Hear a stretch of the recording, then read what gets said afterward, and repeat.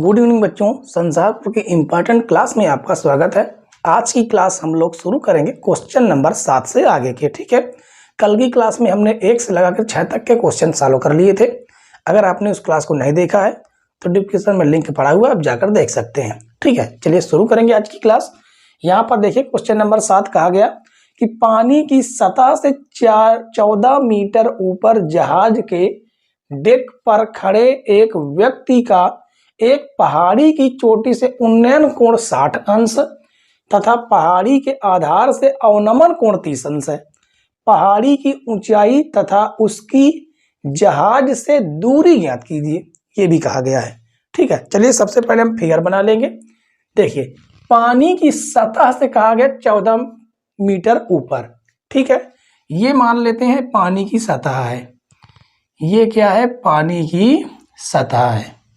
ठीक है, अब पानी की सतह से 14 मीटर ऊपर, तो ये हो जाएगा 14 मीटर ऊंचाई पर। ठीक है, ऊंचाई पर 14 मीटर ऊपर जहाज के डेक पर खड़े एक व्यक्ति, मान लेते हैं यहाँ पर एक जहाज बनी हुई है। ठीक है, जहाज पर खड़ा हुआ एक व्यक्ति का एक पहाड़ी की चोटी से उन्नयन कोण, अब मान लेते हैं कि यहाँ पर एक क्या है? चोटी है। ठीक है, उसका चोटी से उन्नयन कोण बन रहा है, वो बन रहा है कितना? 60 डिग्री। ठीक है, इसको ऐसे अगर हम मिला देंगे ऐसे करके, तो यहाँ पर जो बनने वाला जो कोण है वो कितना है? 60 डिग्री है। ठीक है, और कहा गया पहाड़ी के आधार से अवनमन कोण 30 अंश है। मतलब यहाँ से देखा गया तो पहाड़ी के जो अवनमन कोण है वो है 30 अंश। ठीक है, और कहा गया पहाड़ी की ऊंचाई तथा उसकी जहाज से दूरी ज्ञात कीजिए। अब देखिए, ये 14 है तो इसके बराबर में ये भी कितना होगा? 14 मीटर ही होगा यहाँ तक की दूरी।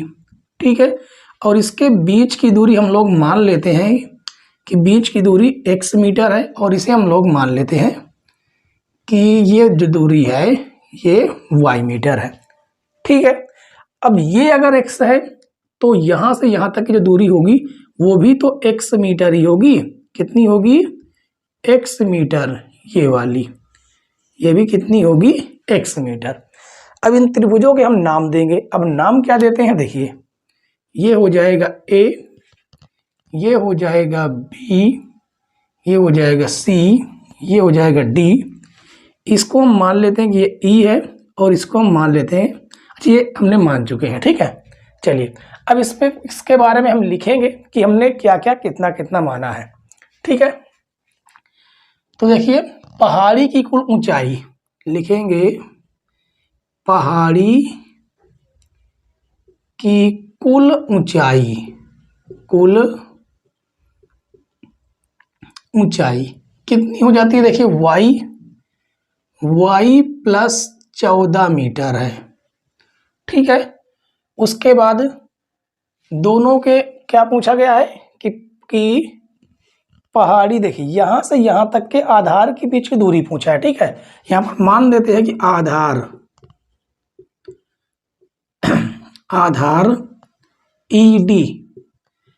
ED कितना है? हमने माना है x मीटर। ठीक है, माना।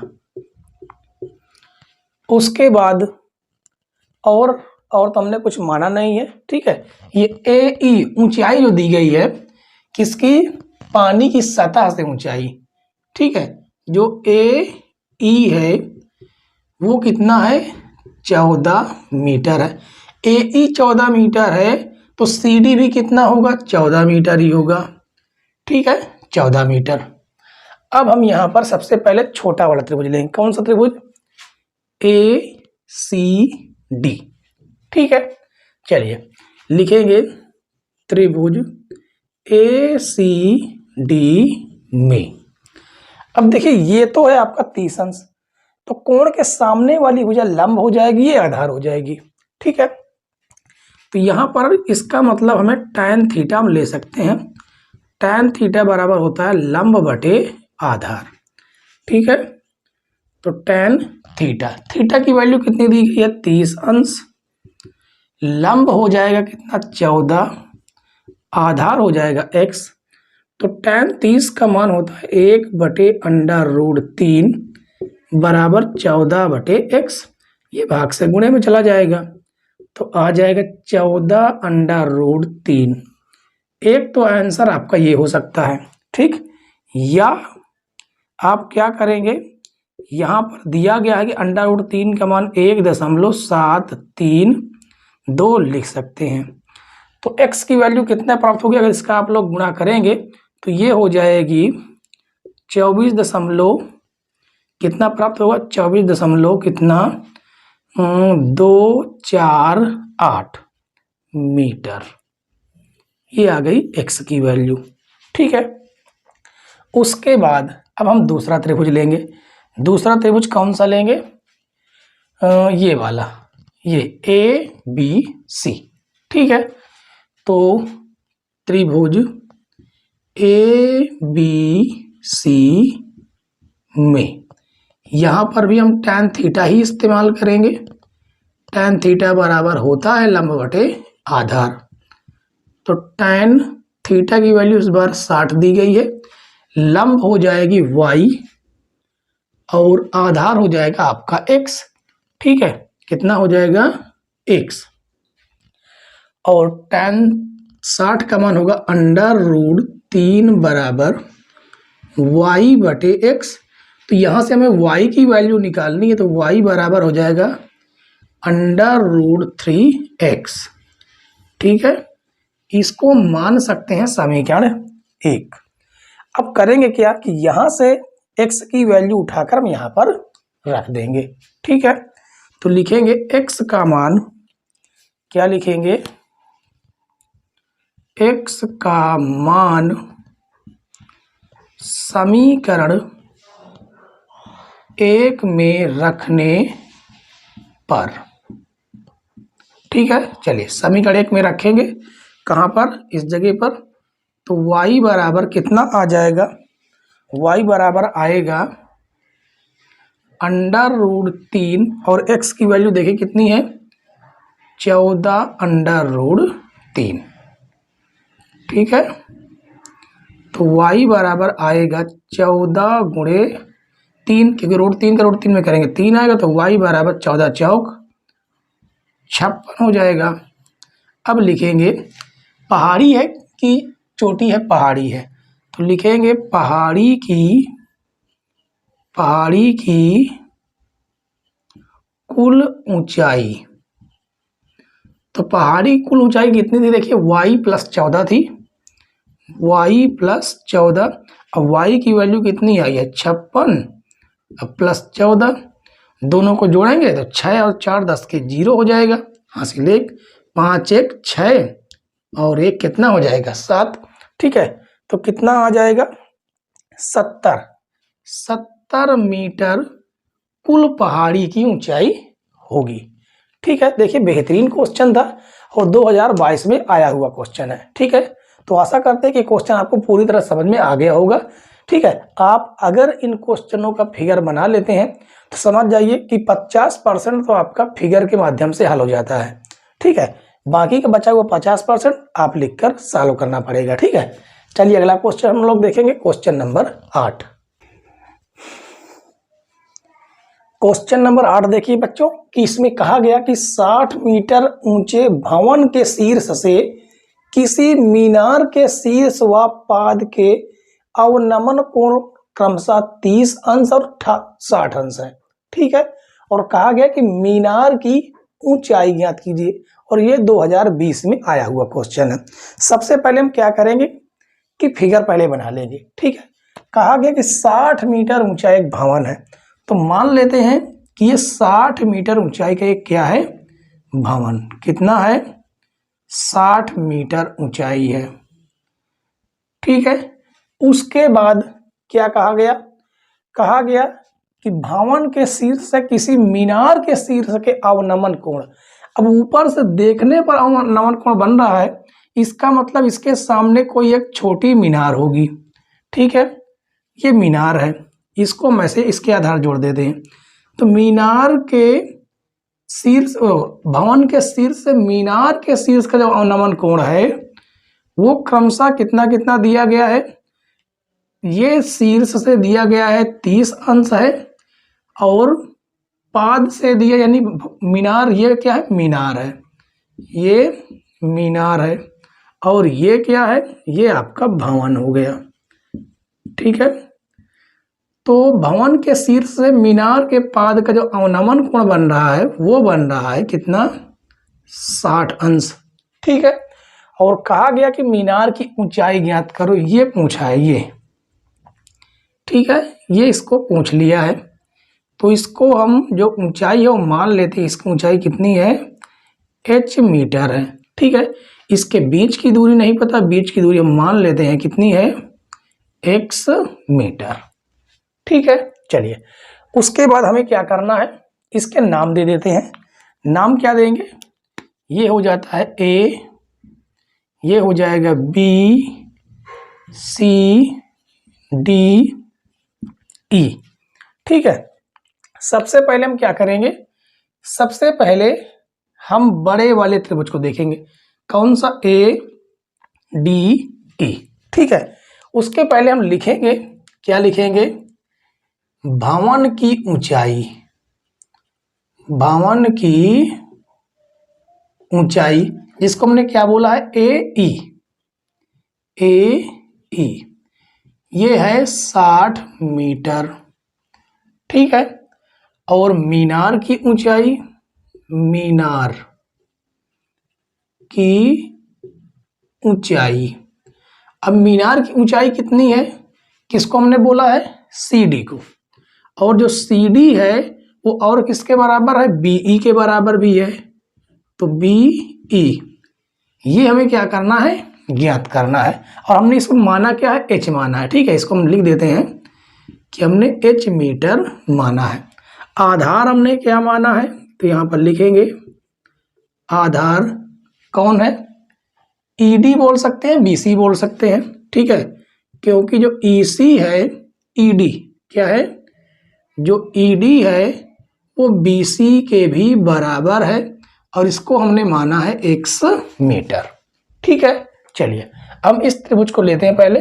ठीक है, ADE, तो लिखेंगे त्रिभुज ADE में, अब ये कोण हो गया, कोण के सामने वाली भुजा लंब हो जाएगी, ये आधार हो जाएगी।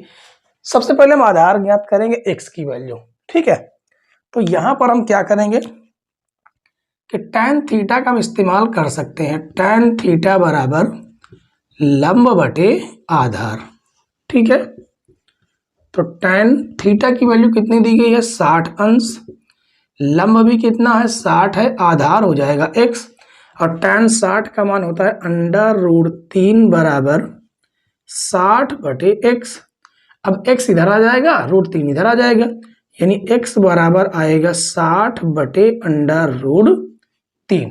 ठीक है, एक काम हम और कर सकते हैं, क्या कर सकते हैं कि यहां पर अपनी तरफ से, यहां पर क्या करेंगे कि अपनी तरफ से √3 से गुणा और भाग कर सकते हैं।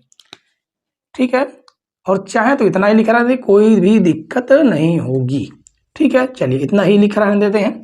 अब हम छोटे त्रिभुज को लेते हैं, कौन सा, ऊपर वाला ABC।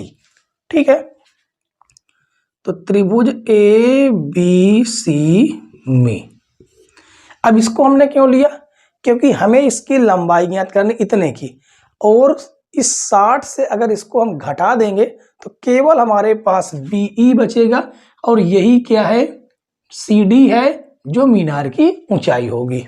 ठीक है, चलिए तो लिखेंगे त्रिभुज ABC में, यहां पर भी हम लोग क्या करेंगे, tan थीटा का ही इस्तेमाल करेंगे।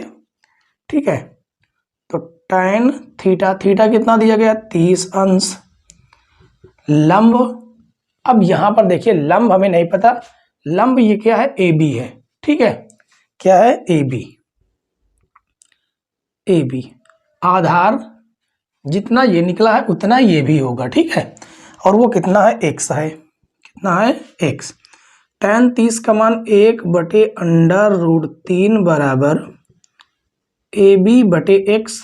ठीक है, तो यहां पर हम क्या रखेंगे, x, ये इधर आ जाएगा, ये इधर चला जाएगा, तो यहाँ से अच्छा, यहाँ पर हमें ज्ञात क्या करना है, हमें ए बी की वैल्यू निकालनी है। ठीक है, तो ये भाग से गुणे में आ जाएगा। यहाँ से ए बी की वैल्यू क्या निकल के आएगी, x बटे अंडर रूट 3। इसको हम मान देते हैं समीकरण 1। ठीक है, चलिए अब क्या करेंगे, यहाँ से x की वैल्यू उठाकर यहाँ पर रखेंगे। तो लिखेंगे x का मान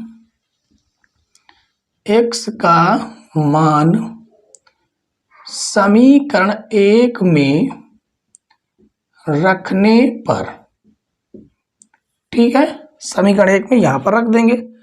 तो ए बी बराबर हमें क्या प्राप्त होगा, ए बी बराबर देखिए x की वैल्यू कितनी है, 60 बटे अंडर रूट 3, और बटे में भी देखिए कितना है, अंडर रूट 3। तो देखिए इसका बटे पहले से इसका बटे है नहीं, तो हमने 1 मान लिया, और बीच का गुणा किस में हो जाएगा, बीच में हो जाएगा, ऊपर का गुणा नीचे होगा। तो ए बी बराबर होगा 60 बटे रूट 3 का रूट 3 में हो जाएगा, तो 3 काटेंगे, 3 दूनी 6। तो ए बी की वैल्यू कितनी प्राप्त हो गई, 20 मीटर। ठीक है, हमें ज्ञात क्या करना है, बीई। तो यहाँ पर लिखेंगे मीनार की ऊंचाई, मीनार की ऊंचाई क्या है, बीई। और जो बीई है वो बराबर है किसके, सी डी के भी बराबर है। अब इसे हम कैसे ज्ञात करेंगे, इस पूरे ए ई से अगर हम ए बी हटा देते हैं, यानी ए बी घटा देंगे, तो हमें ये दूरी प्राप्त हो जाएगी। ठीक है, और ए ई कितना है, 60 है, ए बी कितना है, 20 है, तो ये हो जाएगा 40 मीटर। यानी मीनार की ऊंचाई कितनी निकल के आई, 40 मीटर। ठीक है, और ये आपका हो जाएगा आंसर। ठीक है, चलिए ये क्वेश्चन भी आपको पूरी तरह से समझ में आ गया होगा। समझ में आ गया हो तो वीडियो को लाइक कर दीजिए, आप लोग लाइक नहीं करते हैं। ठीक है, और अपने यार दोस्तों के पास शेयर भी कर दीजिए। चलिए अगला क्वेश्चन हम लोग देखेंगे, क्वेश्चन नंबर 9। क्वेश्चन नंबर 9 और 10 देखिए बच्चों, जो क्वेश्चन नंबर 9 है वो same to same question number आपका 8 से मिलता जुलता है। ठीक है, इसलिए जो क्वेश्चन नंबर 9 है ये आपका होमवर्क में रहेगा, ये आपका किस में रहेगा, होमवर्क में रहेगा। इसे आप अपने आप सॉल्व करेंगे, और क्वेश्चन नंबर और आंसर इसका आपको कमेंट्स बॉक्स में बताना है। ठीक है, चलिए हम क्वेश्चन नंबर 10 को सॉल्व करते हैं। तो क्वेश्चन नंबर 10 भी इसके ही जैसा है, बस अंतर थोड़ा सा इतना है कि यहाँ पर हमें मीनार की ऊंचाई ज्ञात करनी है, और यहाँ पर पहले से ही मीनार की ऊंचाई दी गई है 60 मीटर। ठीक है, तो यहाँ पर जो क्वेश्चन नंबर 8 था, तो वो क्वेश्चन में भी सेम टू सेम ऐसा ही था। ठीक है, वहां पर ही मीनार की ऊंचाई दी गई है थी, लेकिन यहाँ पर मीनार की ऊंचाई ना देकर मीनार की ऊंचाई पूछ लिया गया है, तो इसको हम लोग सॉल्व करेंगे। ठीक है, तो देखिए सवाल पूरा पढ़ लेते हैं। सड़क के एक ओर स्थित एक मकान के सड़क के दूसरी ओर स्थित मीनार के शिखर से मकान की छत और आधार के अवनमन कोण क्रमशः 45 अंश और 60 अंश है। ठीक है, और कहा गया यदि मकान की ऊंचाई 10 मीटर है तो मीनार की ऊंचाई ज्ञात कीजिए। चलिए सबसे पहले हम मीनार बना लेंगे। ठीक है, और मीनार तो ऊंची होती है, तो ये हो गई आपकी मीनार। ठीक है, इसके ऊंचाई क्या मान लेते हैं, इसकी ऊंचाई अभी न मान के बाद में मानते हैं। ठीक है, कि इसके 2 टुकड़े होंगे, और इसी के सामने एक मकान बना हुआ है, ये है क्या, मीनार। यहाँ पर नाम भी लिख देते हैं, ये है मीनार और ये हो जाएगा मकान। ठीक है, कहा गया कि मीनार, क्या कहा गया कि मीनार के शिखर से मकान की छत, अब यहां से ये हो जाएगा मकान की छत। ठीक है, इसको मैं से डस करके मिला देंगे, मकान की छत और आधार कहां से, यहीं से, यहां से ही। ठीक है, और आधार के अवनमन कोण क्रमशः 45 अंश और 60 अंश है। ऊपर से देखने पर यहाँ पर जो अवनमन कोण बनेगा वो बनेगा 45 अंश। ठीक है, और यहाँ पर जो बनने वाला कोण है वो बनेगा 60 अंश। ठीक है, तो कहा गया है कि मकान की ऊंचाई 10 मीटर दे दी गई है। ये जो ऊंचाई है कौन सी, ये वाली, ये जो ऊंचाई है ये 10 मीटर पहले से ही दे दी गई है। ठीक है, अब ये 10 है तो इसके सामने इतनी जो ऊंचाई है ये भी तो 10 ही मीटर होगी। कितनी होगी? 10 मीटर होगी।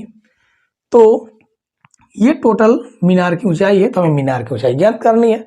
उसके लिए हमें इसका नाम देना पड़ेगा। ए, ये हो जाएगा बी, सी, डी और ये हो जाएगा ई। ठीक है, चलिए यहां पर लिखेंगे, क्या लिखेंगे कि मीनार की ऊंचाई, मीनार की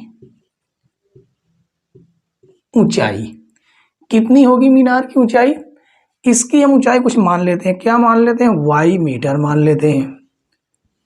ठीक है, बाकी इनके बीच की दूरी हम क्या मान लेंगे?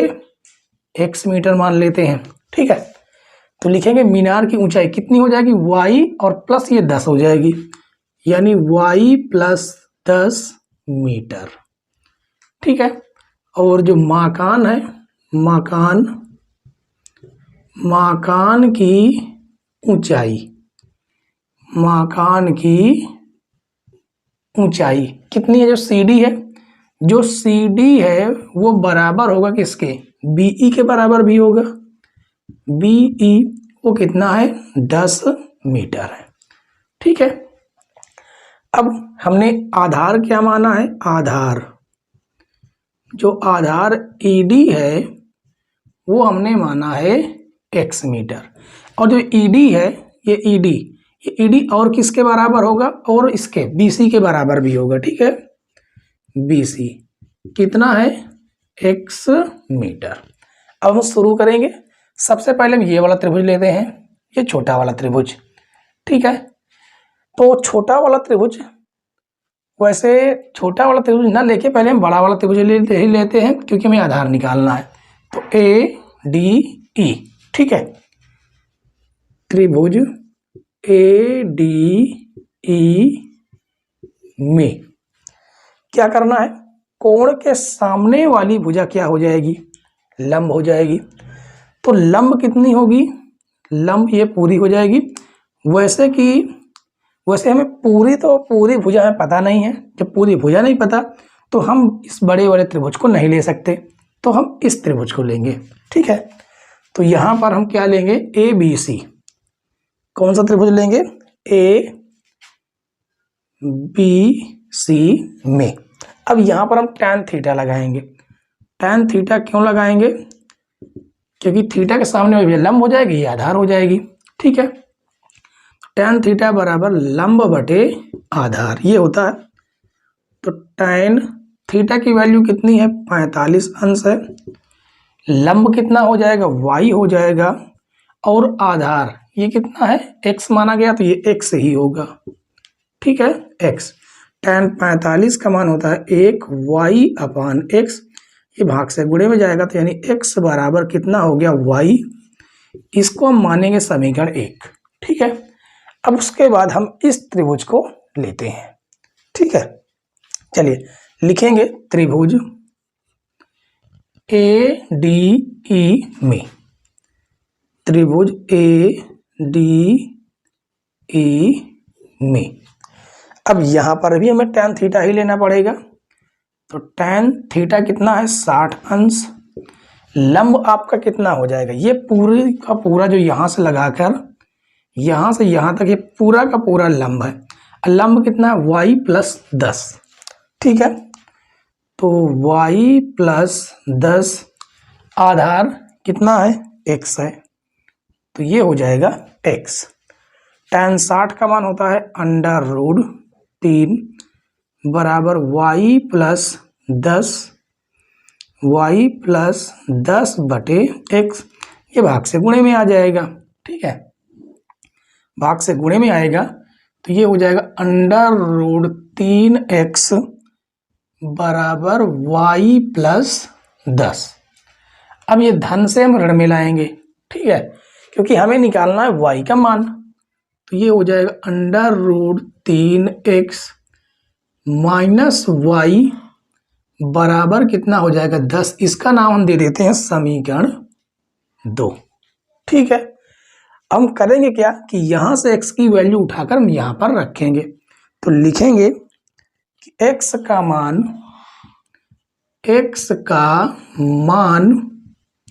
समीकरण दो में रखने पर, ठीक है। चलिए समीकरण 2 में हम मान रखेंगे, क्या रखेंगे, x की जगह पर हमें y रखना होगा, ठीक है। x की जगह पर हम y रखेंगे तो √3 y माइनस y बराबर हो जाएगा 10। तो यहाँ से क्या करेंगे, हम y कर लेंगे कॉमन, तो y जैसे ही कॉमन करेंगे ये हो जाएगा √10 माइनस 1 बराबर 10, ठीक है। तो ये हो जाएगा y बराबर 10 बटे √3 माइनस 1। तो ये y का मान वैसे अच्छी तरह से नहीं आया, तो हम करेंगे क्या कि यहाँ पर हर का परिमेयकरण कर देंगे, ठीक है। अब हर का परिमेयकरण हम कैसे करेंगे, देखिए, तो यहाँ पर हम करेंगे हर का परिमेयकरण, कितना आएगा √3 प्लस 1 और यहाँ पर भी होगा √3 प्लस 1, ठीक है। उसके बाद हम क्या करेंगे, तो यहाँ से आएगा y बराबर 10 √3 प्लस 1 बटे में, यहाँ पर फार्मूला बनेगा एक बार धन का, क्या है, एक बार लड़का एक बार धन का फार्मूला a² और माइनस का b², ठीक है। क्या हो जाएगा, माइनस का b² होगा। उसके बाद ये हो जाएगा y बराबर 10 √3 प्लस 1 बटे 3 माइनस 1। तो यहाँ से आएगा y बराबर 10 √3 प्लस 1 बटे में हो जाएगा 2, 2 × 2, 2 पंचे 10, ठीक है। उसके बाद यहाँ से y का मान क्या निकल के आया, 5 √3 प्लस 1, ये तो हमें प्राप्त हुआ क्या, y का मान। अब हमें मीनार की ऊंचाई ज्ञात करनी, मीनार की ऊंचाई कैसे ज्ञात होगी, y और प्लस 10 होगा, ठीक है। तो ये हो जाएगा, लिखेंगे मीनार की कुल ऊंचाई कितनी है, y प्लस 10 और y की वैल्यू क्या प्राप्त हुई है, 5 √3 प्लस 1 प्लस 10। एक काम हम और करेंगे, क्या कर सकते हैं, 5 √3 का मान 1.732 ये रखेंगे, प्लस 1 और प्लस का हो जाएगा 10। तो ये हो जाएगा 5 गुणे जोड़ेंगे तो 1 और 1 2, 2.732 प्लस हो जाएगा 10। अब हम क्या करेंगे, 5 का अंदर गुणा करेंगे, 5 दूनी 10 के 0, हासिल 1, 5 3 15 1 16 के 6, हासिल 1, 5 7 35 1 36 के 6, हासिल 3, 5 दूनी 10 3 13, 13 और 3 अंक पहले क्या लगा देना है, दशमलव लगा देना है और प्लस कर देना है 10, ठीक है। अब जब 10 इसमें जोड़ेंगे तो 13 और 10 कितना हो जाएगा, 23, 23.66, ये 0 भी लिख सकते हैं। इतनी मीटर आएगी मीनार की ऊंचाई, ठीक है। और यही हो जाएगा आपका आंसर। लॉन्ग क्वेश्चन है, ठीक है, और ये क्वेश्चन आपका कम से कम 6 नंबर में आ सकता है, ठीक है। चलिए ये क्वेश्चन आपको समझ में आया गया होगा, ठीक है। क्वेश्चन नंबर 9 आपका होमवर्क में रहेगा, आप इसका आंसर आपको कमेंट्स बॉक्स में जरूर देना है, ठीक है। चलिए शुरू करेंगे क्वेश्चन नंबर 11। क्वेश्चन नंबर 11 देखिए बच्चों, इसमें कहा गया कि एक नाव पुल की ओर आ रही है, ठीक है। किसी क्षण पुल का उन्नयन कोण 30 अंश देखा गया और कहा गया नाव के उसी चाल से 4 मिनट चलने के पश्चात पुल का उन्नयन कोण 60 अंश हो गया। नाव को पुल तक पहुंचने में और कितना समय लगेगा, ये पूछा गया है, ठीक है।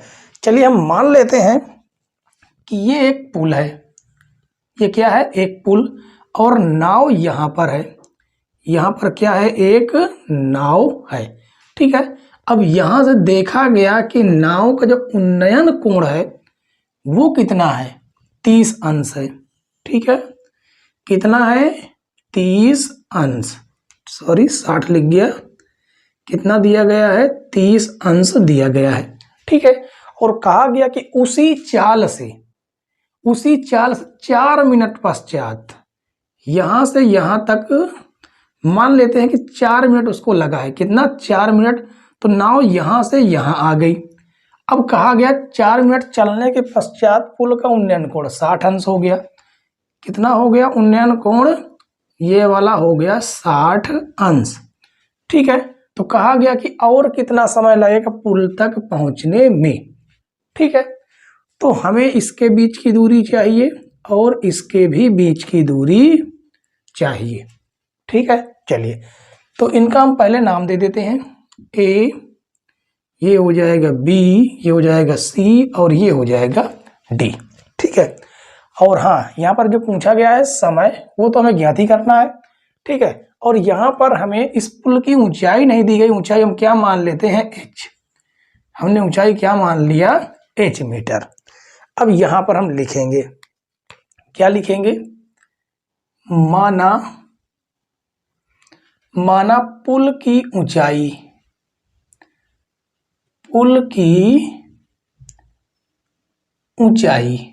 क्या मान लेते हैं, पुल की ऊंचाई h मीटर। ठीक है, और ये जो BC है ये कितना होगा, इसको लगा कितना है, 4 मीटर, कितना, वो 4 मिनट लगा है। और मान लेते हैं इसकी जो दूरी है वो कितनी है, y मान लेते हैं। ठीक है, तो इसकी दूरी क्या हो जाएगी, 4 इंटू y, क्योंकि आपको पता है कि दूरी बराबर फार्मूला क्या होता है, दूरी बराबर चाल गुणे समय।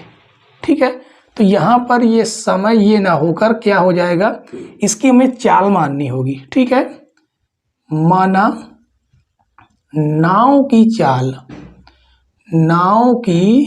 चाल क्या मान लेते हैं, x किलोमीटर प्रति घंटा, क्या मानेंगे, x।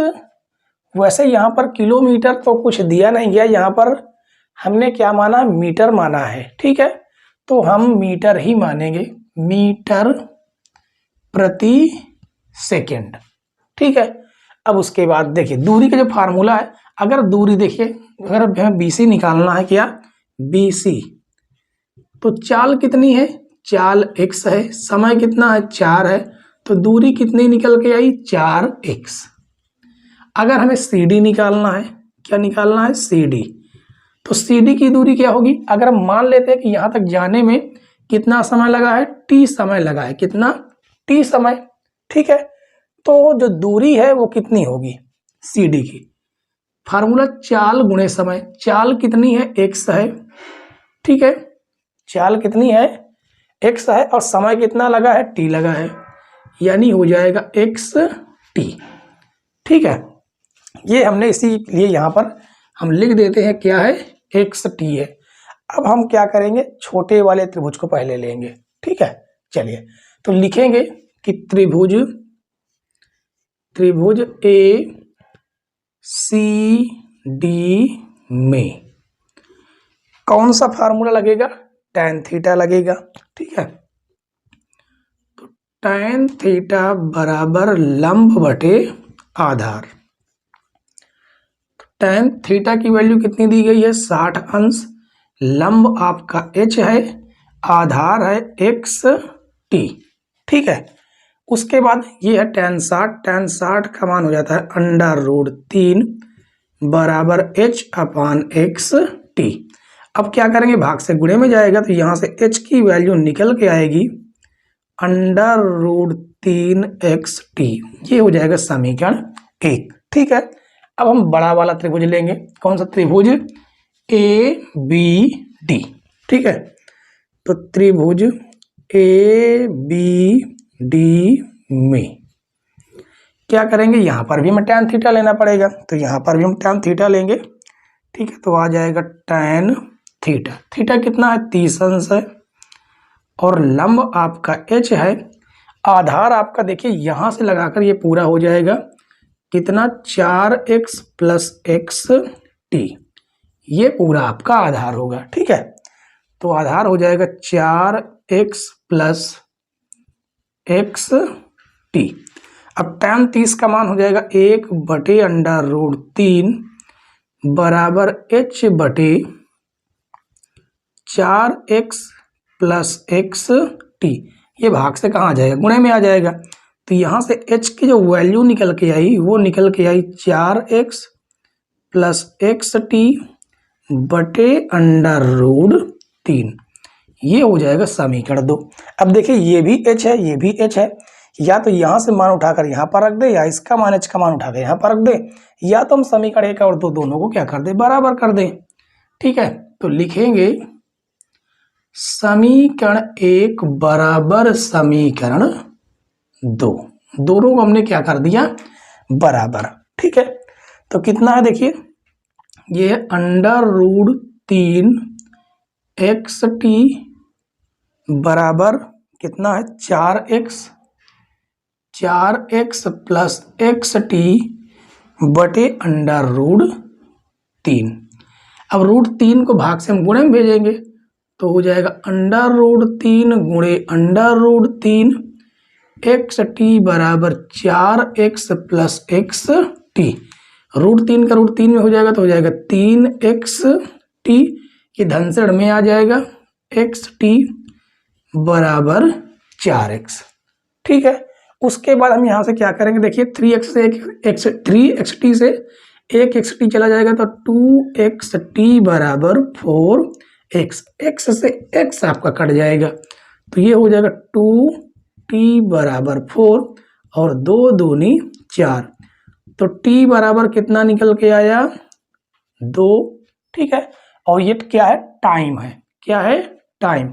यहाँ पर मान लेते हैं, माना समय, समय कितना t सेकेंड, तो कितना आ गया टाइम 2 सेकेंड। इसका मतलब नाव को यहाँ से यहाँ तक पहुँचने में कितने समय का टाइम लगेगा, 2 सेकेंड लगेंगे। ठीक है, बेहतरीन क्वेश्चन है ये, 2022 में आया हुआ क्वेश्चन है ये आपका। ठीक है, चलिए हम लोग अब अगला क्वेश्चन देखेंगे। ठीक है, क्वेश्चन नंबर 12। क्वेश्चन नंबर 12 देखिए बच्चों, इसमें कहा गया कि 7 मीटर ऊंचे भवन के शिखर से एक केबल टावर के शिखर का उन्नयन कोण जो है वो 60 अंश है और इसके पाद का जो अवनमन कोण वो 45 अंश है। तो टावर की ऊंचाई ज्ञात करने के लिए कहा गया है। ठीक है, तो देखिए सबसे पहले हम क्या करेंगे, एक टावर बनाएंगे। तो टावर कैसे बनेगा, देखिए ये बन जाएगा कितना, टावर। ठीक है, ये क्या है, टावर, यहां पर नाम लिख देते हैं। ठीक है, और उसके सामने कोई एक क्या होगा, मकान होगा, ये मान लेते हैं क्या है, मकान है, जो कितना है 7 मीटर ऊंचा है। ये हो गया 7 मीटर ऊंचाई का। ठीक है, कहा गया कि टावर के शिखर का उन्नयन कोण 60 अंश है, कहां से, भवन के शिखर से, यहां से जो भवन के शिखर जो उन्नयन कोण है वो कहा गया कितना है, 60 अंश है। ठीक है, और इसके पाद का जो अवनमन कोण है, किसके, टावर के पाद का जो अवनमन कोण, ये वाला, ये जो अवनमन कोण है वो कितना है, 45 अंश है। ठीक है, आप यहां पर 45 अंश लिखना चाहते यहां पर भी लिख सकते हैं। ठीक है, ये 45 अंश, ये 45 दोनों बराबर होगा, क्योंकि यहाँ पर देखिए जेड की आकृति बन रही, दोनों समांतर है। ठीक है, तो जहां पर भी जेड की आकृति बनती है तो इधर वाला कोण बराबर होता है, अगर आपने त्रिभुज में पढ़ा हो। ठीक है, तो ये आपस में क्या होते हैं, बराबर होते हैं, क्योंकि ये दोनों क्या है, एकांतर कोण है। ठीक है, चलिए उसके बाद हमें क्या करना है, इसके बीच की दूरी हम मान लेते हैं कि कितनी है, x मीटर है। ठीक है, अब इसका हम नाम देंगे, नाम क्या देंगे, ये हो जाएगा a, ये हो जाएगा b, c, d और ये हो जाता है e। ठीक है, अब देखिए ये जितना 7 है ये भी तो 7 ही होगा, ये वाला ये कितना हो जाएगा, 7 मीटर ही तो होगा। ठीक है, कैसे 7 मीटर होगा, चलिए देखते बताते हैं। तो देखिए ये आपका BE है, ये आपका CD, दोनों बराबर हैं इसलिए क्या हो गए 7 मीटर। अब सबसे पहले हम ये वाला त्रिभुज लेते हैं, ये छोटा वाला BDE, ठीक है। यहाँ पर हम लिख देंगे, क्या लिखेंगे, टावर की ऊंचाई, टावर की ऊंचाई, टावर की ऊंचाई जो है वो कितनी है, AD, ठीक है, कितनी है AD। और ये AD है किसके बराबर, इसको हम मान लेते हैं कि ये कितना है, Y मीटर है, ये कितना है Y मीटर। तो Y ये हो गया 7, ये हो गया, यानी Y प्लस 7 मीटर, ठीक है। और जो मकान की ऊंचाई है, मकान की ऊंचाई, मकान की ऊंचाई कितनी है, BE, ये दिया गया है 7 मीटर, ठीक है। और जो आधार है, आधार DE, ये हमने माना है कितना, X मीटर। अब हम छोटे त्रिभुज को लेंगे, त्रिभुज BDE में, BDE में क्या होगा, tan थीटा लगाएंगे यहाँ पर, ठीक है। tan थीटा बराबर लंब बटे आधार, तो tan थीटा की वैल्यू 45 अंश है। लंब देखिए थीटा के सामने वाली भुजा लंब हो जाएगी, यानी 7, आधार हो जाएगा x, tan 45 का मान 1/7/x, ये भाग से गुणे में जाएगा तो x बराबर कितना आ गया, 7, ठीक है। तो ये x की वैल्यू हमें कितनी पता चल गई, ये वाली कितनी पता चल गई, 7 मीटर। अब जितना लंबा ये है उतना लंबा ये भी होगा, ठीक है। चलिए अब हम क्या करेंगे कि इस वाले त्रिभुज को लेंगे ABC, तो यहाँ पर लिखेंगे त्रिभुज ABC में, यहाँ पर भी हम लोग tan थीटा का ही इस्तेमाल करेंगे, ठीक है। tan थीटा कितना है, 60, लंब थीटा के सामने वाली भुजा लंब Y हो जाएगी, और आधार हो जाएगी कितनी, BC, क्या है BC, और BC कितना है X, और X कितना आ गया है 7 मीटर, तो यहाँ पर कितना आ जाएगा 7। tan 60 का मान होता है √3 बराबर Y बटे 7, तो यहाँ से Y का मान निकल के आया 7 √3, ठीक है। अब हम लिखेंगे टावर की ऊंचाई, टावर की ऊंचाई, तो टावर की जो ऊंचाई है वो कितनी है, वो है Y प्लस 7 मीटर, ठीक है।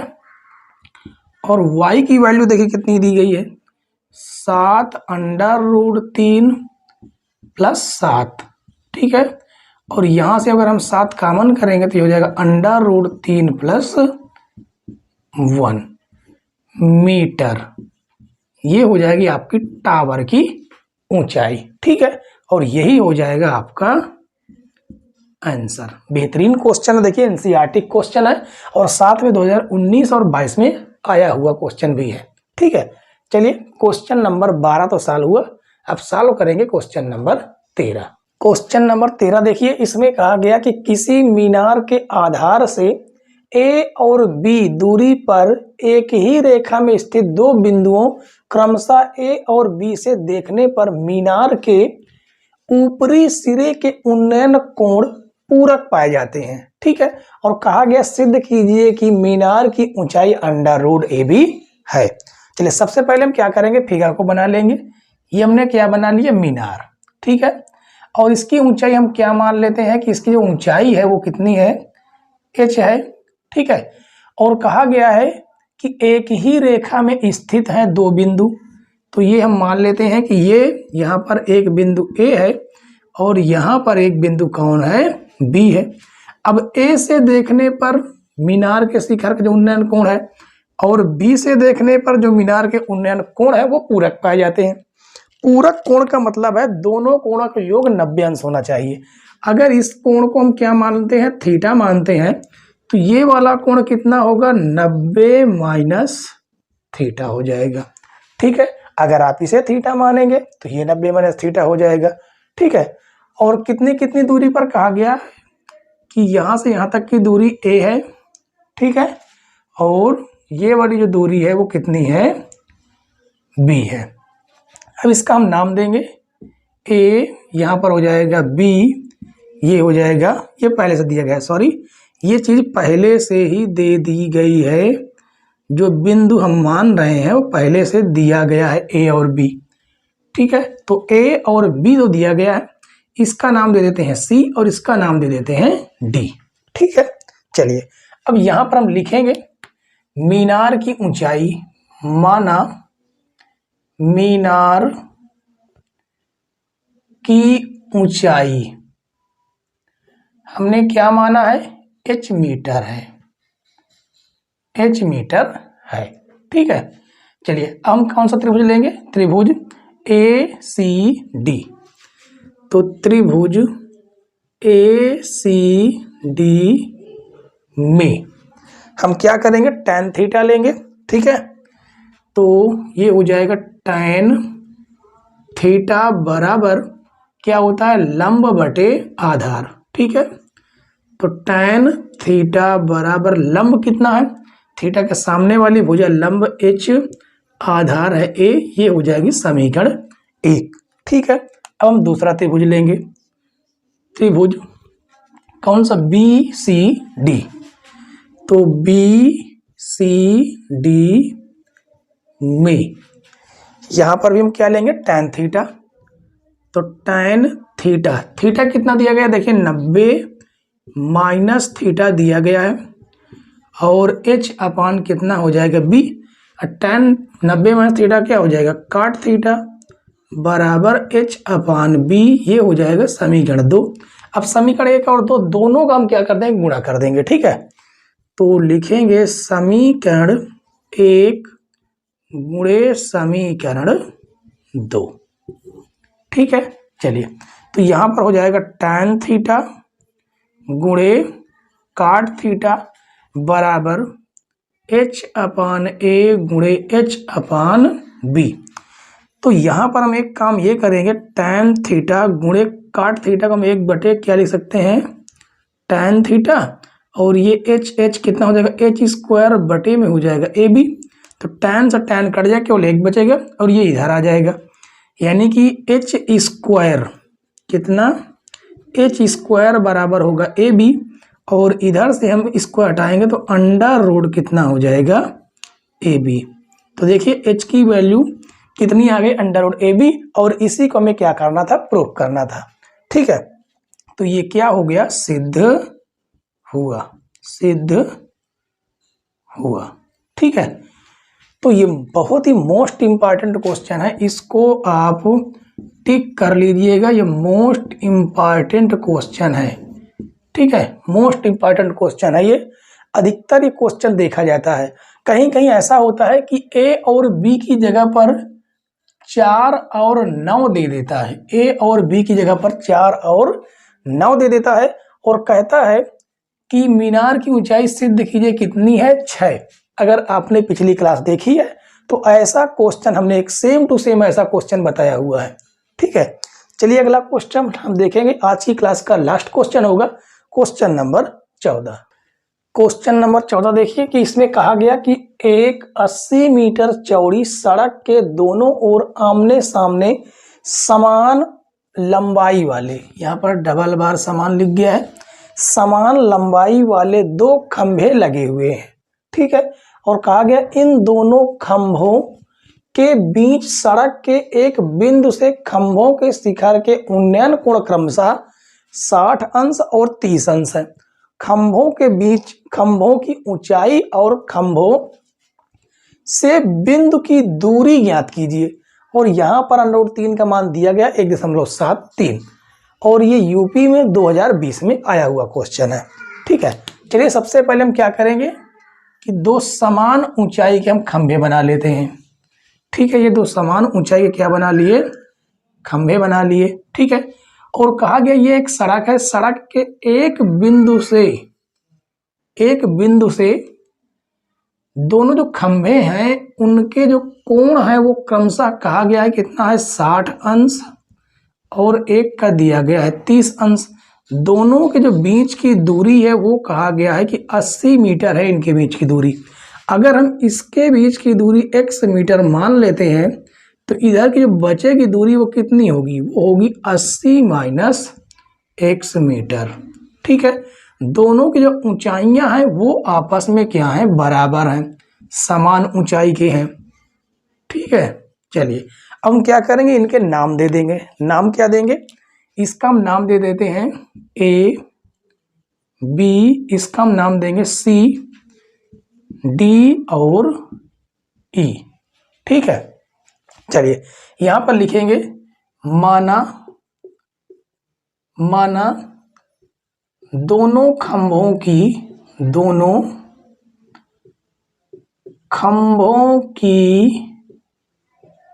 ऊंचाई, दोनों खंभों की ऊंचाई कितनी मान लेते हैं, h मीटर। ठीक है, अब हम क्या करेंगे कि एक एक त्रिभुज को लेके सॉल्व करेंगे। ठीक है, तो त्रिभुज ए बी सी में क्या करेंगे कि यहां पर हम tan थीटा ले लेंगे। ठीक है, tan थीटा बराबर होता है लंब बटे आधार। ठीक, तो tan थीटा की वैल्यू देखिए कितनी दी गई है, 60 अंश, 60 लंब हो जाएगा h, आधार हो जाएगा x। tan 60 का मान होता है √3 बराबर h अपान x। तो यहाँ से x भाग से गुणे में जाएगा तो यहाँ से h की वैल्यू निकल के आएगी √3x। इसे हम मानेंगे समीकरण 1। ठीक है, अब हम दूसरा त्रिभुज लेते हैं, त्रिभुज सी डी ई में। ठीक है, यहां पर भी हम tan थीटा का इस्तेमाल करेंगे। तो tan थीटा कितना दिया गया, यहां पर दिया गया 30 अंश, लंब है h, आधार कितना है 80 माइनस x। तो tan 30 का मान हो जाएगा 1 बटे √3 बराबर h अपान 80 माइनस x। ये भाग से गुणे में आ जाएगा तो यहाँ से h की वैल्यू निकल के आई 80 माइनस x बटे √3। ये हो जाएगा समीकरण 2। अब यहाँ भी h यहाँ भी h, दोनों के दोनों क्या है, बराबर हैं, तो इन्हें हम क्या कर देंगे, बराबर कर देंगे। तो लिखेंगे समीकरण 1 बराबर है समीकरण 2 के। ठीक है, चलिए बराबर कर देंगे तो ये हो जाएगा √3x और ये हो जाएगा 80 माइनस x बटे √3। √3 भाग से गुणे में आएगा तो ये हो जाएगा √3 गुणे √3x बराबर 80 माइनस x। तो √3 का √3 में गुणा हो जाएगा तो हो जाएगा 3, ऋण से जहाँ चला आएगा धन में चला आएगा x, बराबर में 80 बचेगा तो ये हो जाएगा 4x बराबर कितना आ जाएगा, सॉरी ये 80 है, 40 लिख दिए यहाँ पर, ये कितना है 80 है। ठीक है, 80, तो 4 का नाम 4, 4 दूनी 8, 0, यानी x की वैल्यू कितनी निकल के आई 20। यानी खंभों के जो बीच की दूरी है वो कितनी है, ये वाली, ये निकल के आ गई कितनी, 20 मीटर क्या है, दूर है। ठीक है, अब पूछा क्या गया है, पूछा गया है इनकी ऊंचाइयां बताइए। तो खंभे की ऊंचाई क्या करेंगे, खंभों की ऊंचाई क्या है h, और h कितना आया देखिए √3x है, तो यहाँ पर आएगा √3, x की वैल्यू कितनी है 20 है, और √3 का मान कितना 1.73 गुणे 20। अब 2 का गुणा करेंगे, 2 3 6, 2 7 14 के 4 हासिल 1, 2 1 2 1 3, 2 अंक पहले दशमलव है लेकिन ये 0 भी तो रहेगा, 0। ठीक है, तो यहाँ पर दशमलव लगे, कहाँ पर, यहाँ पर, यानी आएगा 34.6 मीटर। ये क्या आ गया, खंभे की ऊंचाई। ये हो जाएगा आपका आंसर। ठीक है, तो आशा करते हैं कि क्वेश्चन नंबर 14 आपको पूरी तरह से समझ में आया होगा, ठीक है। और अगर आपने लाइक नहीं किया तो वीडियो को लाइक जरूर कर दीजिएगा, ठीक है। और अगर आपको वीडियो पसंद आई हो तो वीडियो को अपने यार दोस्तों के पास जरूर शेयर करें, ठीक है। और चैनल पर नए हो तो चैनल को जरूर सब्सक्राइब कर लें, बेल आइकन प्रेस करें ताकि नई नई वीडियो की नोटिफिकेशन अब तक पहुंचती रहे। वीडियो देखने के लिए धन्यवाद बच्चों। जय हिंद।